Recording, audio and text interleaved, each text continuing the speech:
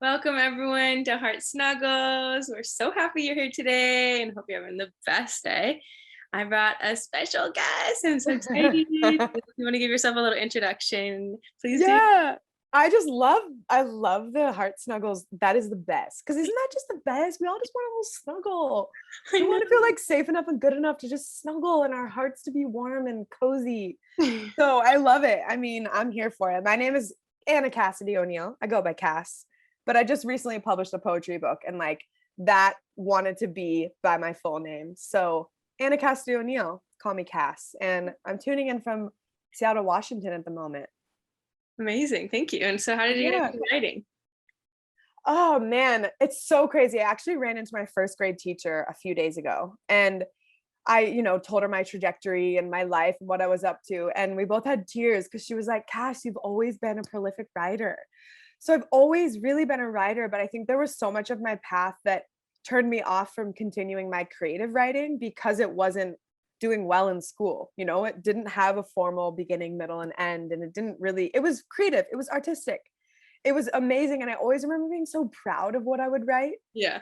Like my first two poems I wrote when I was 13, and the first one was called Silence, and the second one was called Home. And it's crazy because those are still two concepts that I am always working with, but I wrote these two poems and there was this feeling of being so excited and proud of it. And then, like so many of us, like had to turn off that light in order to be able to be part of the world where I sit down as a student for 12 years and I'm told the history of the world and all these things, and kind of turned off a lot of my creativity. So it's once I started traveling and kind of being out in the world and moving and grooving and sitting on planes and buses, Yeah. kind of the in between moments, that's when I started like grabbing my pen and journal and started reconnecting with it. And it's really my way I understand life, and understand my life. It really allows me to have a click that turns on, or a gear that turns, or a tear that can come through. And it was in the movement of travel that brought it back. And then it was in the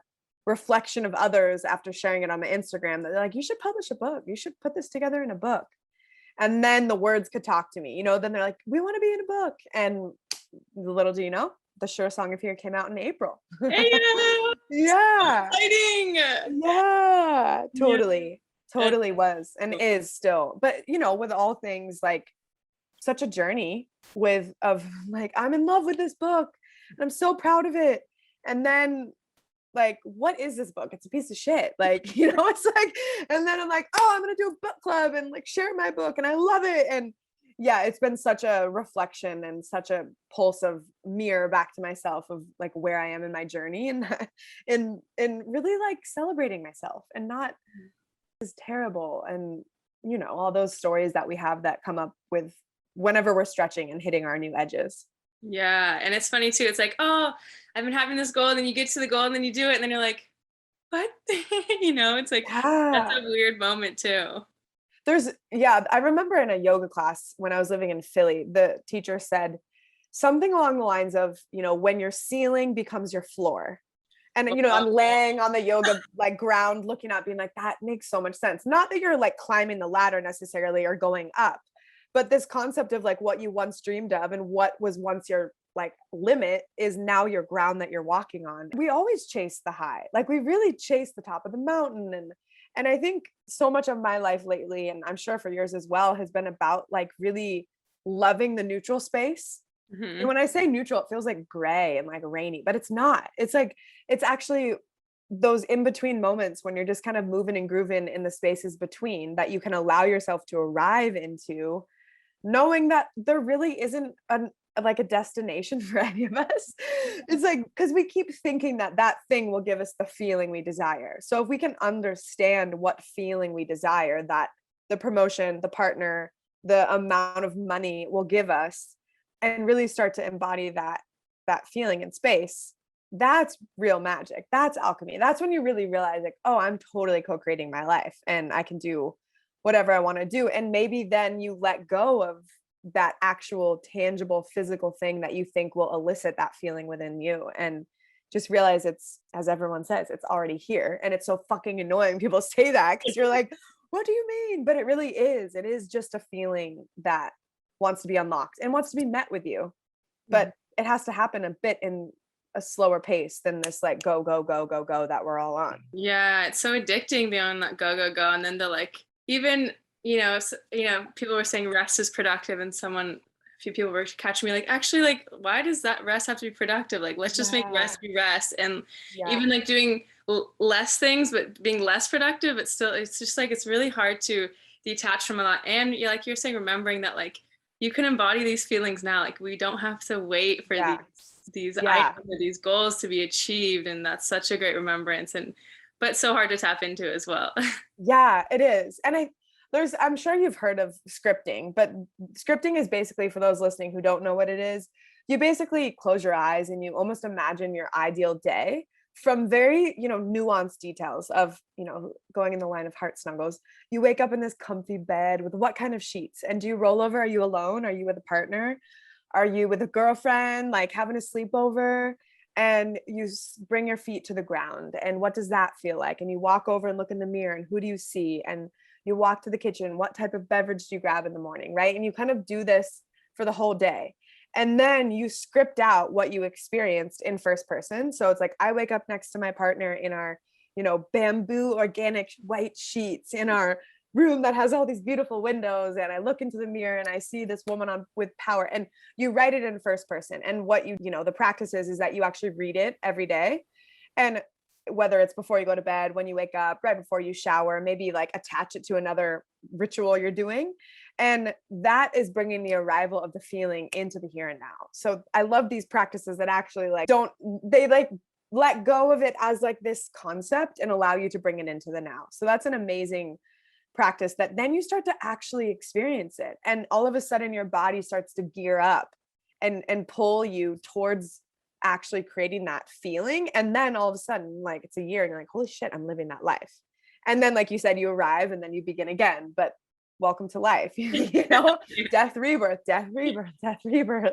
Yes, yeah. And I think, so I went to yoga today, and it was I went to yoga yesterday as well, but I used to practice yoga. It's a new one. It's called Take Care Yoga. Oh, I haven't heard of it. Yeah, it's down in the old spaghetti factory, near the old spaghetti factory. It's this woman, Anna Douglas, who was teaching at other studios and started her own. And it's a beautiful studio. And, I used to teach yoga and I used to practice daily. And it was the thing I would always do. And I didn't realize how in my body I was when I was practicing all the time. And this past year has really been a year of love and just like pleasure, eating good foods and breads and cheese and wine and living in England, it's just like very pleasurable. And so I haven't been practicing. And also, studios have been closed. So, yesterday and today, it's such an experience to meet myself where I am on my mat, which is that I can't properly do a chaturanga right now. Like, I just don't have that, or haven't had that strength build up, like in the way that I used to practice. And you can catch yourself in the old story of, oh, I need to get back to how I was. And that is the most demotivating mindset to have. And that's why I say, like, if you don't fit into your clothes and you're like waiting to fit into them, and it's one thing if you're moving through your cycle and every week we're totally fluctuating as women, but we're not trying to get back anywhere. I'm not trying to get back to being able to do chaturangas. I'm not trying to get back into anything. Like, it's really forward. And it's really here and now. So how can I like really arrive here and now? And I had so much grace and compassion for myself today. It was like really nice, because I think the old version of me would have been like fighting through to try and really do it. And today I was like, I'm just going to do it with my knees. And like, my body is fucking awesome. Yeah. And there's nowhere I need to be right now. This is exactly the place. And I'm not going back to practicing yoga every day and teaching 3 days a week. Like, that's not my world, because I love to do other things now too. And it's really nice to meet kind of who I've become since then on the mat, in the process of getting, into being able to chaturanga or just move my body in the ways that she wants to move now. Yeah. Oh, so beautiful. I think that's the big thing that's coming up for me too, is like, just meet me where I'm at and meet others where they're at too. And like, yeah, it's such a, like, of course, when you can meet yourself, it's so much easier to meet someone else. But, and I think that's beautiful too about yoga, as I teach too. It's like, when you step on the mat, you just like, it's that safe space to really connect with the truth of what is. And so I love that that you accepted where you were and brought grace instead of fought yourself. It's like, why are we always fighting ourselves? It's like, we're always in the boxing ring with ourselves. It's like, I know all these different parts of ourselves battling, and like, Yeah, it's so true. It's so true. And it is really important to have those mirrors, whether it's your yoga mat or your morning walk or your meditation, whatever it is. It's less about the act of doing it and more about witnessing yourself in the act of it. Mhm. So, yeah, cool. I can't chaturanga right now, but witnessing myself in the process of meeting myself there, that's what it's about. Yeah. And I think there's it's so funny. So being back in Seattle, running into old friends and family and all this, everyone's like, the first question of connections, what do you do?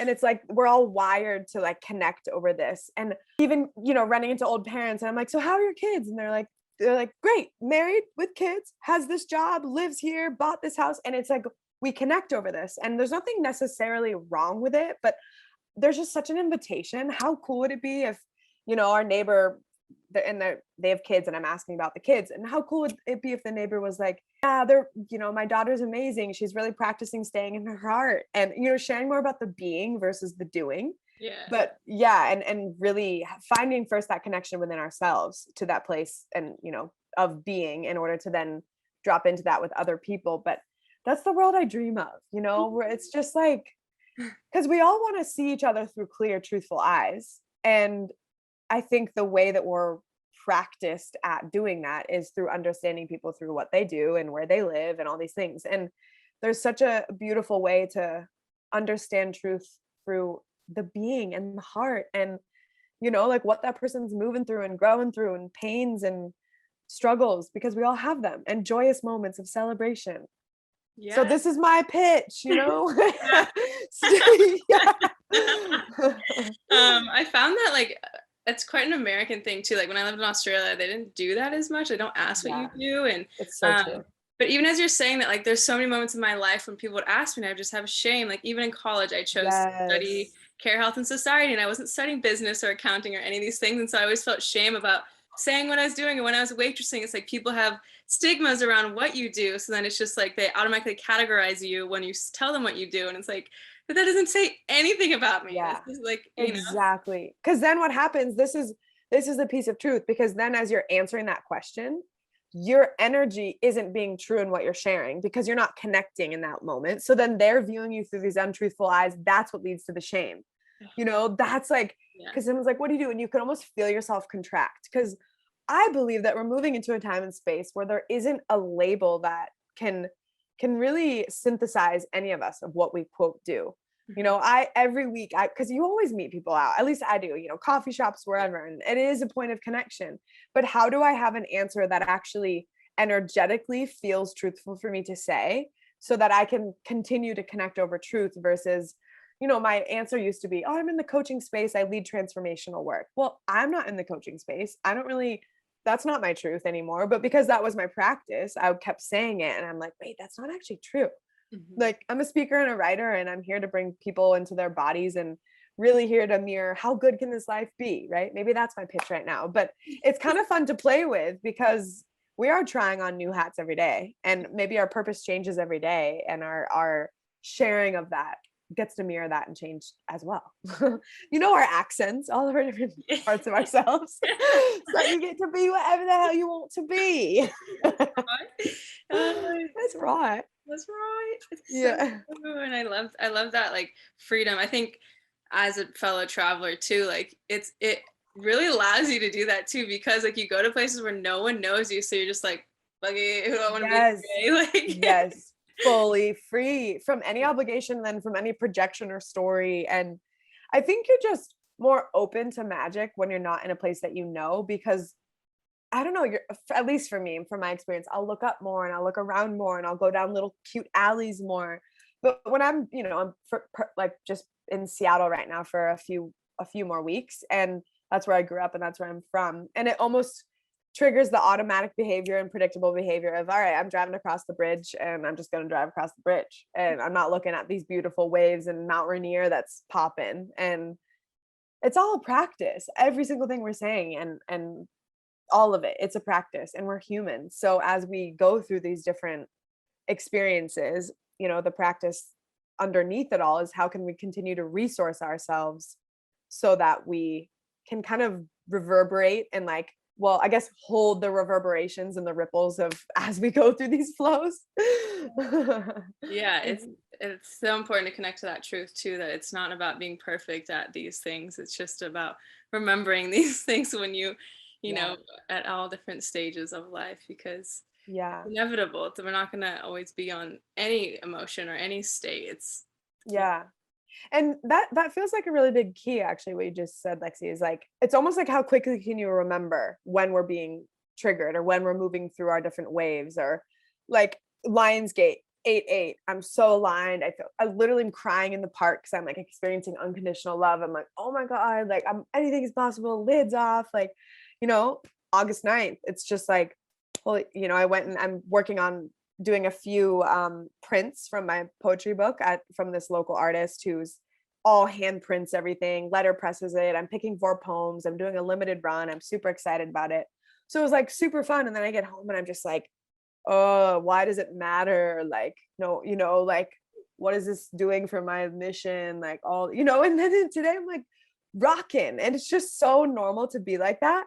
But how quickly can we remember that it is normal and almost normalize our own experience to then allow us to experience it versus have us experience the story that we have of it. That's the distinction. Like, can we experience fully what we're experiencing versus experiencing the story that we hold about it?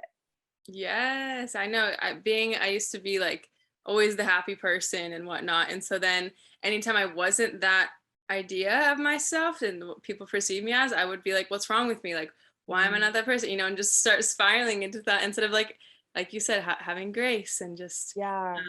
and remembering the truth that like, it's not human to always be like have together. Yeah. Yeah. And I think the more that we like follow our journey and end up aligning with partners and friends and business collaborators and other creators that really are on our path, if you will, and like really, as someone would say in human design reading, like that is correct for you, it's like they can actually hold more of us. And it's such a interesting experience, at least it has been for me, of experiencing more of myself through my partnership, through friends that we're meeting, through this whole new world that I'm living in. It's a vulnerable experience. It's humbling to be like, wait, I have this many feelings, and like, wait, I'm crying over this right now, and wait, I feel upset about this, and whoa, I'm powerful in this way.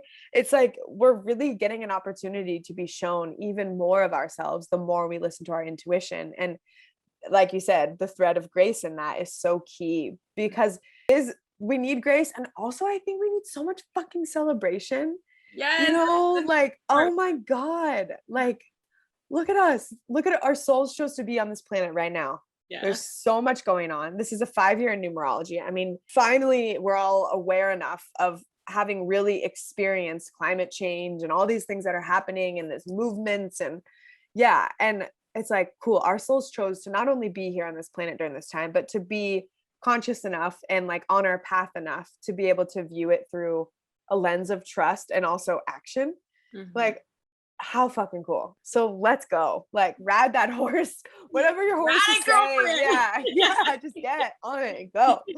Yeah, I find too, like I'll be like, okay, I'm gonna get this thing done, and I get it done, and immediately I'm all right, I have 10 other things to do, and I'm like, what? Yeah. I didn't even celebrate that little thing. I know. Yeah, it's and often, or I like wait till someone else like has something to celebrate. It's like I know. I'm trying to incorporate more celebration for myself too. It's so big. We should really like create celebration buddies. Yes. Like, I don't know, where you can just say, yo, I just did this thing and rock on. I think that's what happens a lot in group work, and I'm sure you've experienced too, like when you're leading groups or when you're in a group, it's a very safe container for a set amount of time, and that you're all pretty connected in those times. So people send stuff all the time that's like, oh, I just had this conversation with my partner, and it's like, yeah, but they wouldn't normally send that information to even one of their good friends. Yeah. Maybe they'd tell them when they go out, and it's like awesome. But in the moment, it's really awesome to have that. So yeah, celebration buddies. Yes. Love that. So necessary.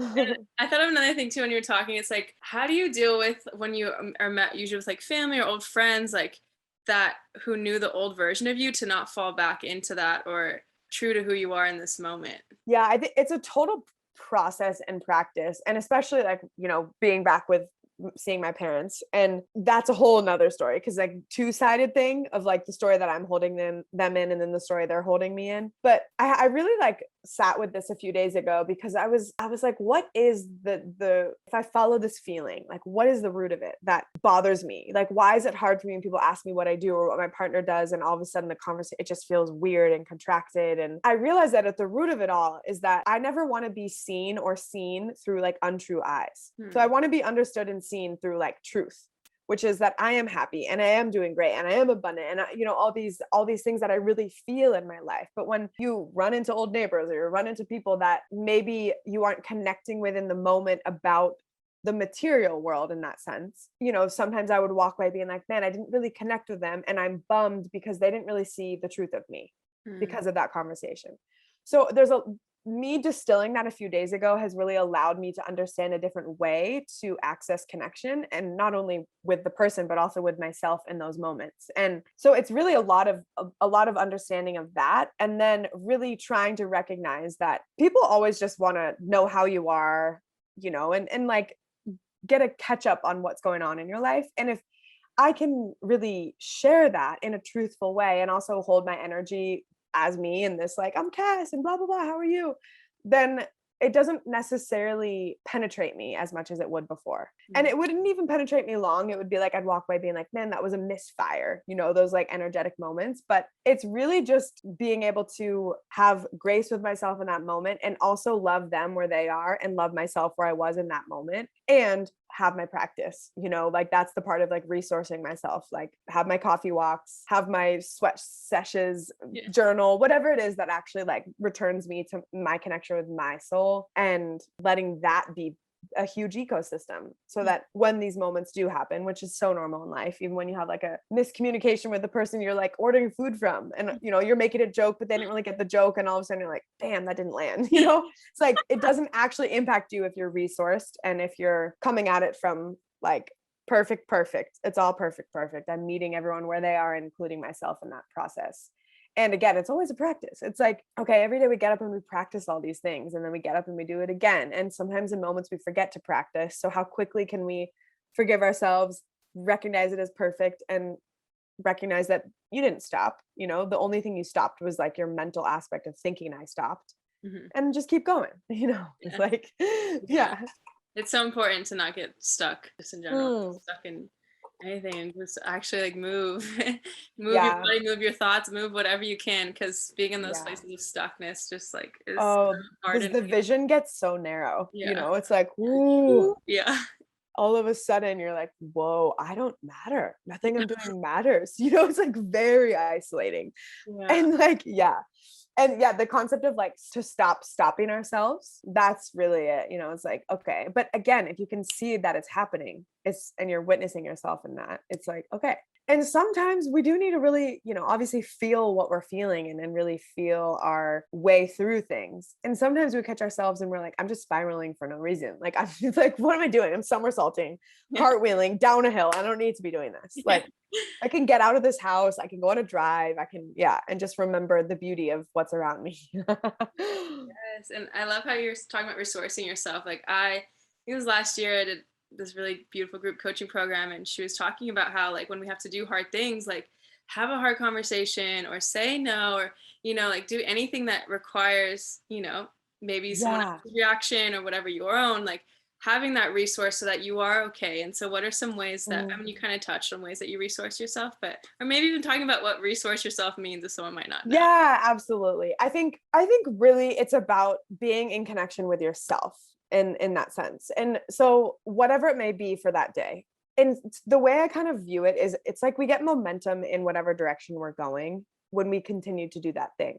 So if I'm continually spending 1 hour a day with myself, whether it's taking a bath, baking, whatever it may be, I'm almost, in the way I relate to it, like adding to my resources, adding to my little, I'm watering my garden, if you will, like I'm allowing the sun to tickle my trees and flowers that I like have inside of me.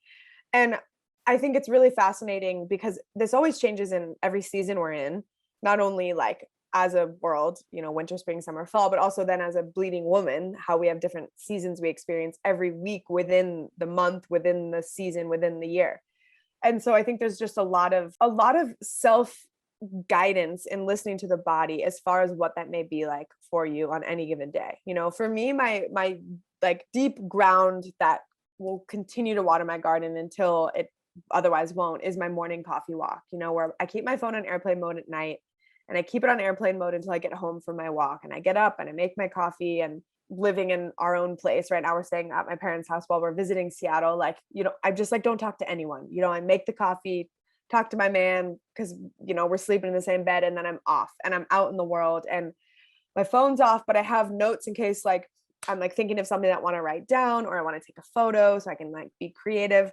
And this little morning coffee walk, like, it truly resources me throughout the day. It like really waters me. It really allows me to feel nourished and have my ground, and also feel open to the beauty and the curiosity, and really meeting myself in that. So that's one of my main ways I resource myself.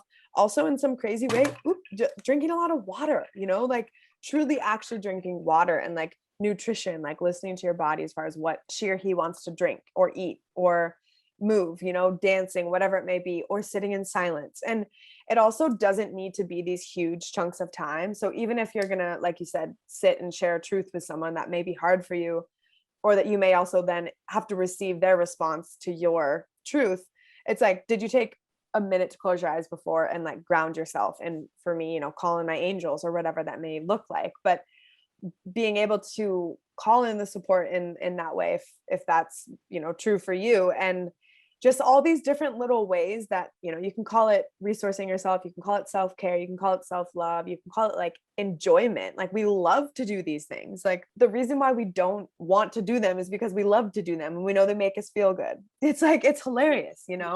So that's really what it is. And then the more you continue to do that, the more momentum you have with it. I really see this like garden getting bigger, and then you get a little bit more comfortable maybe saying to a friend, hey, I'm about to have this hard conversation, like, can you check in on me in an hour? And like, that is resourcing yourself, right? Because that's essentially setting yourself up for success for whatever may happen after. Or calling a friend saying, hey, I really need to go to yoga, but I'm having a hard time getting my ass out the door. Will you go with me? It's like community. We really are on this planet together. So how can we use each other to be in service to ourselves, and therefore service with it's magic, really, when you allow yourself to be received in that way. Yeah, I think community is one of the most important things in life. And thank you for driving that resourcefulness. Yeah, I get this image of just like a full ecosystem that even if you didn't water it one day, it's still going, because you either mentally have the momentum, or you've kind of built up enough of like strength and vitality in your system, physically, mentally, however, that it like keeps going, that you can like, have a week of hard shit going on and you're okay. You're still experiencing the hard shit, but like, you're okay. Like, you have your ground. Yeah, I think it's oftentimes when recently I haven't been in this state, but a lot of my friends are like hitting this burnout and hitting these like really depressive states. And I'm like, what are you doing for yourself? And they're like, nothing. And I'm like, I know. Okay. It's such a crazy thing, because I've seen it in every industry I've worked in, like hospitality. I used to be an HR director, and you see these amazing like restaurant managers who turn into owners, and they work all the time and they're so disconnected from the actual craft of why they did what they love. You see yoga teachers, they stop practicing yoga because they teach so much. You see these coaches who give this great advice and these great tips on how to live an embodied life, but they're not doing it. And it's like, that is such a normal human thing. It's like, we know what we need to do, we're just not practicing it all the time. And I think a lot of this stems from the fact that it's like, it doesn't quite make sense for us that this moment matters. It doesn't quite make sense that if I go practice yoga now, it's going to actually like do anything. But nothing actually matters outside of this moment. So it's this like illusionary space that we move into, and we're like, oh, I'll do it tomorrow. Like, tomorrow is like the golden key out for so many people. And I'm speaking from experience, man. I love tomorrow. Like, I'll call her tomorrow, I'm gonna call you tomorrow. All these like false promises that we're creating. But yeah, I really do think it is all about coming back into the power that we have in this moment right here and now. And we went over to my best friend lives in India. She's in town with her husband. And we were up having dinner with them, and there was a big crew of us. And by the end of the night, this whole kitchen, it was a mess, like proper, we were cooking, we were drinking. It was a great mess, like great summer night. And we just kept kind of delaying cleaning the kitchen. And then I was like, guys, this is what we're going to do. We're going to put on a 12-minute timer, and we're going to see what we can do in these 12 minutes. And it was miraculous. In 12 minutes, we had the dishwasher going. We took the trash out. We took the compost out. Like everything was wiped down. Everyone had a job. And it was just this reminder of like 12 minutes, you can change anything. Like, Wim Hof's 11-minute breath work, even just sitting and breathing deeply for a few breaths can change everything. But we just forget, and we lose our capacity to see the bigness of the small things. We really do. It's like, it doesn't matter. I'll just whatever. And it's like, that is what life is. It really, there's a poem in my book. It's like, it only ever was the small things. And it's true. Yeah. Small things add up over time. Like we are products of the choices that we make every single day. So what is it going to take for you to go from like thinking about what you want? And we get high from that. We get off from that. We're like, ooh, yeah, I'm going to have this and this and this and this. And then how do you move that into the material space where you're actually in action and working towards it, or being towards it, or allowing towards it, whatever word feels good for you. Yes, I think that's so important, because it's so easy to stay in that dream state, and also, like you're saying, like to use those crutches. And I think it's also just because we're seeing the big things, we're seeing that we need to do more, and we're seeing all these things, and that like makes us like, because then we're realizing where we're at, we're like, I'm not there. So then we start the stories of like the shame and all those things. And so it's just like, it's that's so true. Yeah. And even what you're saying too, like to like, I don't know if you like the zoom out of that. It's like, we're getting all these climate change reflections of where we really are with our planet right now. And that can be very demotivating in a lot of ways, or the opposite, where it's like, what I'm doing isn't enough. And yes, maybe there's something to say for that. And also we still need to hold both, and where holding both. Yeah, I know. Such a thing in life. It's like you can be happy and sad at the same. Like there's so many dualities. We have so many truths at once, and we are living paradoxes. Yeah, it's hilarious, Yes. And also in our physical setup, it's like we're physically hard bones, but then without the blood moving through, like we don't function. Without our soft hearts and our soft brains, it doesn't work. So like we literally are physical vessels of paradoxes, and then we live the emotional experience of that as well. Beautifully said. I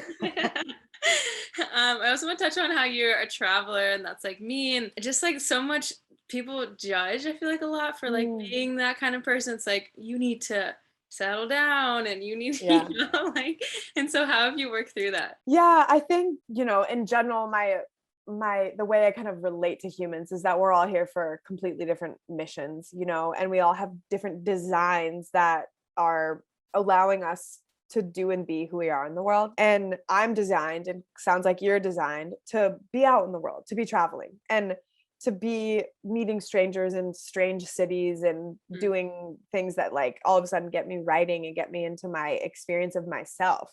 That's where I really get to experience myself. And some people aren't that. Like some people, they're home and they will travel, maybe, take their 2 weeks and travel somewhere in the US, for example, and kind of stay stateside. And there's nothing wrong with that.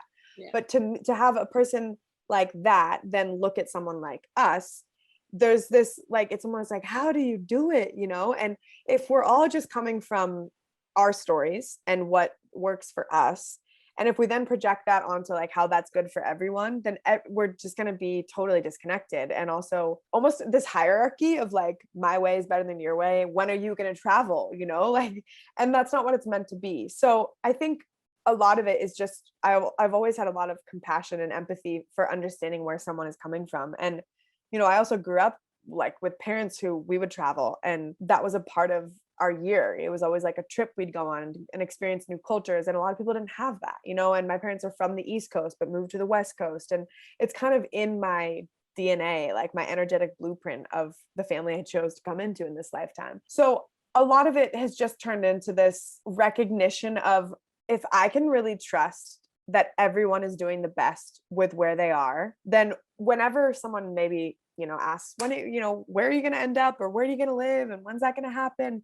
I can just understand where they're coming from and totally receive that and be able to also still be in my truth, you Mhm. know? And I think a lot of it is both admiration as well, because I also really admire people who are in their homes and like, you know, I'm 31 and they have homes that they've bought and they have land and that's amazing to me. And I am getting to the point in my life where I really want to have a nest to fly from. And my partner, I want the same thing in that sense. And it's little things like I want to have my own mattress and Mm.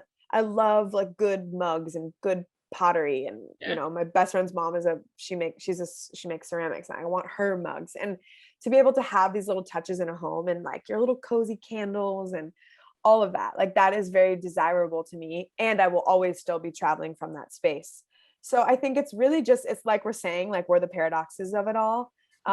But it's just receiving people in exactly as they are and recognizing that we're also stretching them Mm. in a sense. Like I'm not speaking for every person who has a question about what, you know, our life is traveling wise, but someone said this to me recently. They were like, you know, kids are meant to stretch and teach parents. Like the parents aren't the teachers, the kids are. We hold completely different like codes than they do, and they were the teachers for their parents' generation. I keep that in the back of my mind, you know, as when you're the expander or you're the one in your family who's kind of not in the corporate job and kind of expanding in that way.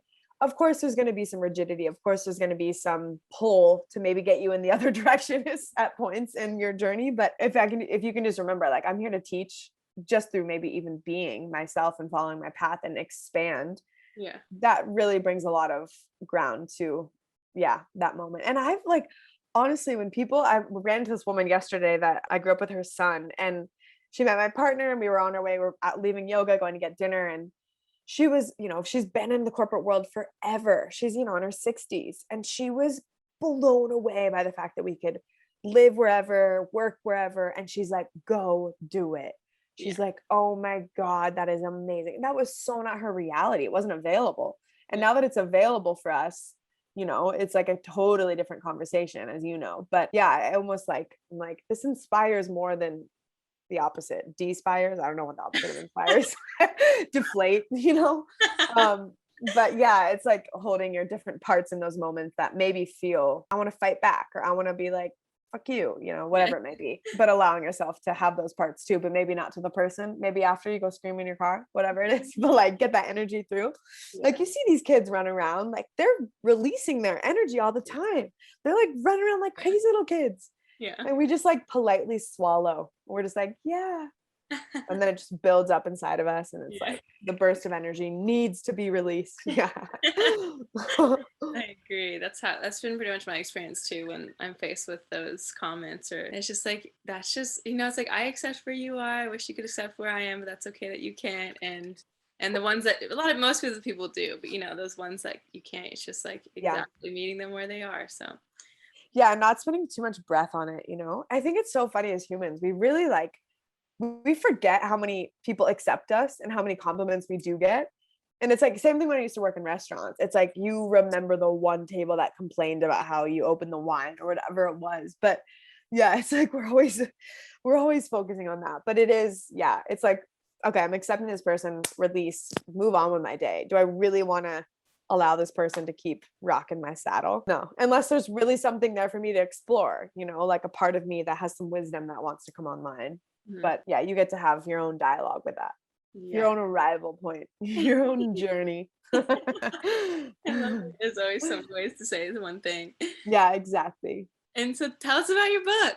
Mm, yeah, so it's a compilation of poems. It's called The Sure Song of Here, and it's broken up into 5 sections. And it starts with to break, so you kind of start broken down. No, you start, and then it's to begin, to build, to believe, and to belong. So it kind of takes you on this journey through these sections of, I guess, almost from the breaking is really this sensation of feeling things. And then it's really remembering. It's kind of in line with what we've been saying today. Like the belonging is the last section. And it is about that remembering of like, oh, I do belong here. And this path is beautiful. And yeah, and letting the words kind of carry you through that. And a lot of the words have come through from, like I said, just traveling and my understanding and my experience of life. And she's a sweet book. Like my partner said it best. He's like, she's just like a companion, you know? And I love that because she really is. It's like you just pick her up, you can read her from front to back. It's a beautiful feeling, but then you can pick up any random poem and let it speak to you. Yes, I agree. I love it, and I've gotten it for some friends, like I told you. Oh, It's so thanks. good. Yes.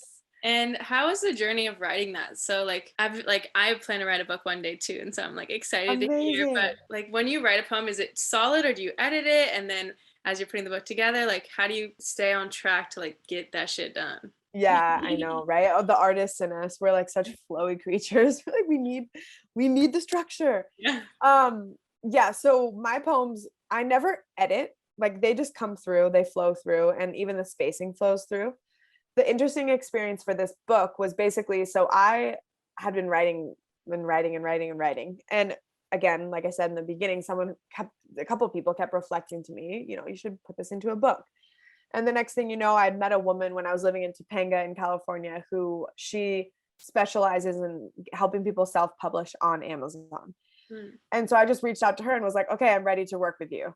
So I hired a woman to help me with all the stuff that I didn't want to do, which was like basically, like you're saying, the steps. So she was really good at giving me structure. All right, in the next 3 weeks, we're going to have the sections broken out or whatever. And so I would sit and I actually printed off in physical paper all my poems that I'd ever written. I went through and I went through all my old journals, all my old Instagram posts, all my old notes, all my old emails, like everything. I just like, it was a total soul retrieval. And I started in August of last year and the book came out in April. But it was funny because I left my goal was for it to be out by Christmas, and it had its own timing, its own soul timing. So once I scrubbed through all of the stuff and I typed it out into one big Google Doc, I then printed that Google Doc and then cut out every poem so that I could have a physical experience with it. That was part of what was missing for me in like the forward movement with having a book in the world, was like, so I'm just going to look at my poems on a computer screen and like figure out what sections and what. It's like when I can physically hold the poem while I'm sitting in front of the fire, it's like the whole experience. It will tell me which section it wants to go into. That was my favorite part, combing through the poems. And then once I got them all into sections, sent it to my woman, I was self-edited. The thing that I did do with this book is that I didn't edit as far as like changing words. I cut out some of the longer poems and just left the last line. I wouldn't do this in the future now, knowing my experience of it. Almost feels like I cut down a tree, like I cut down a tree, and yeah, it's a beautiful stump and that's a nice last line, but the last line really comes alive by the rest of the words. I started to get a bit in my head at one point in the process, and I was looking at all my favorite poets and their books, and they have these one-line zingers. And I was like, poetry is short. And so I didn't put in a lot of my longer ones, but that's actually my craft. I'm like spoken word. I have cadence in like the longer ones that I write. So that's something that I did that now I know I don't want to do. Again, it's perfect for the book because it worked and that's what the book wanted. So I trust in that process, and like that's what that poem said. And maybe it's to teach me this lesson, if you will, or maybe it's just because it's perfect as it was. Yeah. And then just going through, moving them in different sections, moving them around and making sure like it was a feeling that I wanted to feel. And I combed through it a few times, worked on the cover. That was a whole process of like what I wanted. First, it was a photo, and allowing that to be a whole process that took a few months.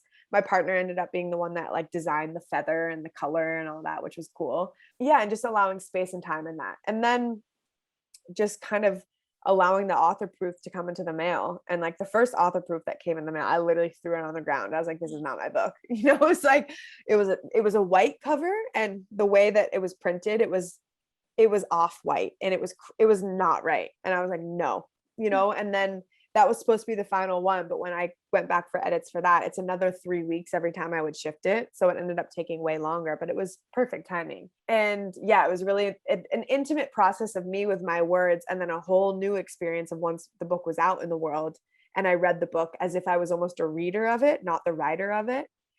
And it was weird because I couldn't fully be that because I've also written them. So I was like meeting all these different minds, and I was like, this isn't serving me, like just trusting in like the process that I went through and the product that came out, like this amazing, beautiful book. So cool. What a beautiful journey. And I love the detachment from not having, like, it doesn't need to be the exact deadline that you set. I think that's so like, letting go of Yeah. that and trusting in the timing. And Yeah.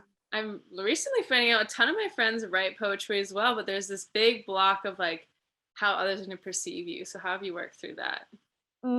Interesting. Yeah, I think that I worked through that a lot when I started posting on Instagram. Because I actually, when I started writing poetry, I started a secret. I mean, it wasn't private or anything. No one except for my close crew of friends knew that that was me. And it was Come and Take a Walk. It's still out there. I just don't obviously post on it. And I've always been so intrigued by like my feet and shoes and how my feet always carry me. And I love looking down. And so it was photos of my feet in different places, or, shoes, my feet in shoes in different places, and my words that I would write. And it really allowed me to like put it out there, but I didn't really know who was receiving it. It was like random. I don't know, maybe there was 100 followers. I have no clue, but it was like really good for me to be able to feel good enough to get it out, but not into the space where like I've, old teachers and like family friends following me on my main page, Mhm.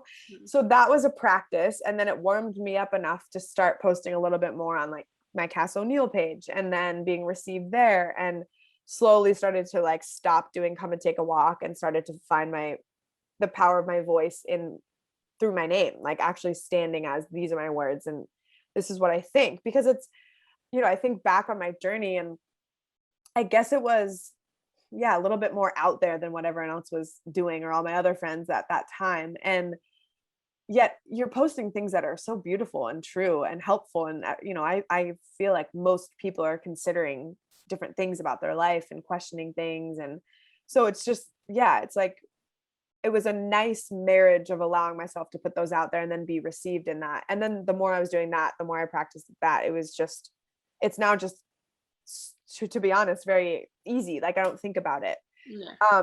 Putting the poetry book out there felt the same, except for that time when I reread the poetry book, because I know how many poems I've chopped, Mhm. that I was like, that poem, no, like it's missing something. Mhm. No one else would experience that, like it's like a painter sharing their piece of art that's like, I don't really want to share this because it doesn't feel complete or whatever it may be. So that was a little bit of a different in that way. I didn't feel nervous to get them out anyway. I actually had this really emotional release of, wow, how cool that like my mom, my dad, my grandma, my aunt and uncle who like aren't into poetry and like live in the South or whatever, that they can actually like get to know me through this and the way that I've, understood life. Like it felt very empowering in that sense. So cool. Yeah. But a lot of this is, I resonate a lot with the process of it. And also I resonate with how many people out there are sitting with like books, written like in their notes on their computers, whatever it is. There's the missing piece of like, I don't know, to hire the woman or the man to get it out there, or to have the structure and support to get it out there. And self-publishing on Amazon is super cruisy. And I also would love to create a publishing company where like it's not Amazon, like it's such a, oh man, it's like going with the flow of it, because like it is so easy. Like you don't have this overhead cost of having all these prints that you then have to sell. It's like they print on demand. So when someone orders it, they print it for you and you pay, I think it's $3.26 a copy for it to be printed. And then, Amazon takes a cut off of whatever you sell. Yeah, I would love it not to be Amazon that's making all the money or that's like doing it, but they just have such a grip on the location and the ease of it all that it was the yes this time. We'll see for the next book. Yes. And so are you writing another book? I have basically 2 to 3 more poetry books that are formed. It's just about, I really took a pause after putting this book together because I got very confused. Towards the end of putting the book together, there were so many poems coming through me and I knew they were for the book. So in some sense, I felt like I was writing for you, for example, like for other people. Yeah. And it was necessary. Like I got all these poems done and it was like the book really came together.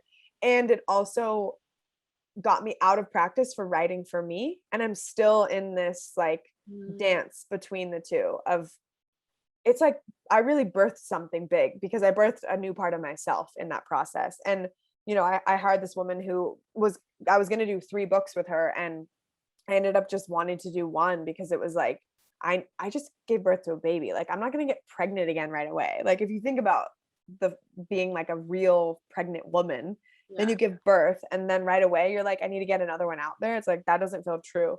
So I'm really just trusting the timing of it. I have all the other poems that I didn't put in this book still in the Google Doc, ready to like be put into something. And then I have all these new poems I've been writing. So it will come. And I also know I'm going to write like a memoir or like a proper book that's not poetry. And that's been coming through in sections as well. But I am definitely calling in a space and time where we're in some amazing little cabin in the woods with a fireplace. And there's just, yeah, I don't know if I'll be that person where it's like, I'll just write all the time. Because I get so inspired by writing out, by being out in the world, that I don't know. But I have this dream image of like, being by the computer, typing my book out and being in like cozy snow vibes and whatever it may be. So who knows, maybe that's how the memoir will come out, but for now that's not on the radar. It's already like flowing out in sections, but I'm not in a cabin in the woods right now. Yeah. So do you type on your computer your stuff, or do you journal? I guess you do both. It's both. I find my notes on my phone is amazing because and there's nothing wrong with it. It just flows quickly. When I physically journal, a lot of the time it's for me, and I can really distinguish that. I'm like writing for me, but then it comes out and I'm like, well, this wants to be shared. So there is a really amazing practice of being able to physically move through something through writing it. But then when I'm going and sitting and working, or just like letting a big thing move through, I'll go into Google Docs and just let it type and let it flow. Mm-hmm. And how do you feel the difference between it being for you and it being needing to be shared? So I think what I realized is that a lot of it, all of it is for me, right? Initially, because it's either for me to remember, me to understand something, me to process something, me to really put words to a feeling I was feeling, right? Like today, for example, I wrote this, and I wrote it because it was my experience in the moment, and it was for me. Leaves have begun to fall. I find myself in the presence of eagle calls and the soft arriving of the sound into the shore. I found myself on a bench, sitting in the mystery that brought me here. Poems run through my mind the whole walk here.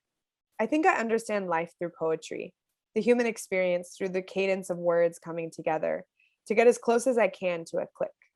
Sometimes I forget to write for me and not always you, deciding the balance between letting the poem move through my mind for me and listening to know when to grab the paper and pen to share it for us. The leaves have begun to fall. I can feel the change in weather. Maybe another hot blitz of sun, but the background of the story has changed. It's time to go soon. Time to carry on into the thunder of what's pulling us. I take a breath. It's a dance between surrender and choice. I chose a long coffee walk today, to let the voice of me out into my vision, to see this world around me move in its dance of shadows and bird calls and leaves dancing in the wind, of tides pulling and returning, and me finding my place amongst it all. And it's funny because I'm literally writing about like, am I writing for me or them? But I got out my notes on my coffee walk because I was like, I need to write that. Something wants to come through. And I'm really writing it for me. And then it's in the moment after that I'm like, how long does this want to just be with me? Because is it all the way into me? Is it intimate enough with me? Or am I quickly just like moving it out and sharing it? And so it's kind of a conversation with each of the poems. And it's still such a practice because as I'm writing this, I'm like writing this and I'm writing this for me, but I'm like, I think this is going to be shared. So I'm not just continuing to write deeper things about my own experience, about, getting up early or whatever the hell that wants to come through. But I really do like understand it all through poetry. So it comes through. And what I am away from, and maybe it's something I'm not going to practice anymore, I don't know. It's just like waking up and being like, this is how I feel today. And my parents this, or my partner this, or life this, like where I'm actually really writing like almost like Dear Diary style. And yeah, there's moments of that, but I really feel like I've like turned into a poet now, where it's like it all just kind of is flowing in that way. Now it's like a lot of the stuff, that I have written recently, I'm not putting out immediately because I'm like, this is for the next book. Mm-hmm. And so that's more of the distinction, but I'm really wrapping my head around all of it and kind of choosing, because it can be both. And that's what I think it is. And that's how it works. Like I see someone and I'm like, oh, you're inspiring this in me. And then I can share it with the world. Yeah, I do feel that. I get what you're saying now. Like, cause sometimes when I write, I'm like, like I can either go this way or that way with the next line, you know, it's like, yeah, Yes, I feel exactly. that. Yeah. Exactly. Yeah. Yeah. Like today I just let go when I had those moments. I was just like, fuck it, this is for me. So, Yeah. and then it was really like trusting me to come through. Yeah. And it's like it is the words and that part of us, it really is a relationship of trust, you know, so you really can communicate with it. Yeah. It's like two-way in that Yeah. sense. Yes. So if people want to find you, work with you, what are you offering? What do you, obviously your book and what, and Yeah. What are you drinking? What are you yeah. eating? Yeah. Yeah. I guess the best way is Instagram at Cass O'Neill, CassOneill. And right now, obviously, you can buy my book. It's available. It's called The Sure Song of Here. You can order it on Amazon, or for the next few weeks, I am sending out anyone who wants an author signed copy with a little like channeled note in there. So send me a DM. I also teach numerology. So I have a little mini numbers course. If anyone is like seeing angel numbers and is like, what does this mean? And you're going to Google a lot for what 444 means or whatever, and want to create a more intuitive personal relationship with numbers. Cause I think that the number guides are coming through majorly for so many of us. And yeah, so this is like a little mini course on there. And that's the stuff for this moment. I have some workshops coming up, but yeah, connect with me. And I also teach breath work. So those workshops and sessions will be coming up as well. But I'm here with words. Really, that's my thing. I'm a wordsmith, spoken word, speeches, and writing. And, you know, guided visualizations are like another one of my magic tricks that I love doing as well. So good. And side note, do you know smiles.amazon? No. Okay, make sure you know about this. Smiles.amazon is Amazon, but every purchase donates to your nonprofit of choice. So it's the same website. Even if you put it in your Amazon cart and then go smiles.amazon, it'll be the same stuff, and it donates a piece of it to, I That's think amazing. so many people don't know about it, which is so sad. I'm like, you guys are making plenty of money. Why don't you just make this the normal part of it? But Yeah, anywho, totally. yeah, so smiles.amazon to get her book. Oh my God, that's amazing. Yes. And I have a Perfect. question. Do you know what does 911 mean? I see that all the time and I hate saying it. Do you hate it? What do you feel when you see I it? just think of like 911 or like 911, like emergency, like, yeah. Yeah. It's funny. I see 911 all the time. But it's so nine is it's basically universal love. It's higher understanding. So in numerology, it's mainly numbers 1 through 9, and there's master numbers 11, 22, 33, 44. So if you see a 9, it's like this higher understanding, it's higher level of love, also forgiveness, because in order for us to open and love more, there's forgiveness involved. So that feels like, and it holds the vibration of all the other numbers. Very powerful number of completion, endings and beginnings. And then 11 is a master number. It's all about the gates are open, you know, divine intuition, creative genius, like go time. It almost feels like those two come together because maybe those are some of the things you're doing in the world, or like that's happening with you. It's like trust the channel and trust what's coming through you, and know that it's serving this greater humanity, because that's what 9 is. It is like it cares about ideals, it cares about animals and like plastic and dolphins and all these things. Yeah, very powerful combination. I see it all the time as well. That's interesting. What number are you? There's so many numbers I mean, my soul number and my life path number. My life path number is an 8. I don't know if that's what you're referring to. Yeah, maybe. Yeah. Yeah, because so I do soul orientation chart readings where you get like 30 different numbers, and based on your birth name and date of birth, there's a whole blueprint for your soul's agenda in this lifetime. Mm. And so basically I translate your name into numbers and then calculate the whole thing out. But yeah, your soul number is your being number, and then your life path number is your doing number. So those two are the main two numbers, and mine are both an 8. So That's abundant. yeah, exactly. Do you know what number you are and what you're referring to? So I met this one guy that wrote this crazy like matrix numerology book, and I don't know what his number was, maybe, but in that one I was a 33. But Cool. then I did have someone read my numerology, and I don't remember. Yeah. And it was like so many numbers, so I was like, Yeah, but I know it's a lot. Yeah. it's really cool. So yeah, and I forgot to ask you this at the beginning. This is the question of the podcast. What was the last random act of kindness someone did for you? Oh, that's so sweet. Well, I guess today my partner made me lunch, like surprised me with lunch, which was just super nice right before this call. It was like the best salad. That's what's coming through. And for some reason, I'm getting the image of like someone giving me a flower, but I don't know if that's just like a feeling I'm getting, is like getting a little purple flower. from the universe. Yeah, that's sweet. That's something to be aware of, like these little random moments of receiving. Yes. What about you for that question? I get, so yesterday I drove to my best friend's in town. She's sustainable climate change, like she's into all of that, and she's actually become an influencer on TikTok from it, which is so sick. Amazing. She's making racks, doing what she loves and changing the world. So I'm like, yes, Amazing. yes. Yeah. And yeah, so I went down to visit her in San Diego, and she paid for my parking for the 2 nights, which was like $80, but it was just like, it was just cute, Yeah. you know? That's so Like, sweet. Yeah. Those moments that just catch you by surprise. You're like, yes, oh, thanks. yeah, I'll receive this. I will receive this. Yes. Yes. Okay, well, thank Amazing. you so Thanks for much. having me. So nice chatting with you. And thanks for all the listeners tuning in. And yeah, would love to. I love to just connect with people. So let me know if you heard this and want to connect more.